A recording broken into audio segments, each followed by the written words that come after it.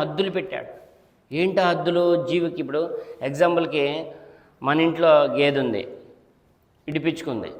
దాన్ని తాడు ఏదో సరిగ్గా లేదు, ఇడిపించుకుంది. దానికి బాగా దాహం వేస్తుంది.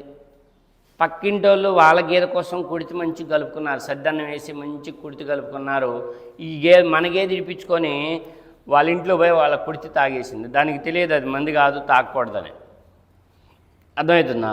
అలాగే లేదా మన దొడ్లో ఉంది, వాళ్ళ దొడ్లో మంచిగా జాడు చల్లుకున్నారు, లేదా ఏదో మొక్కజొన్న వేశారు, దాంట్లోకి పోయి దాంట్లో మేస్తుంది.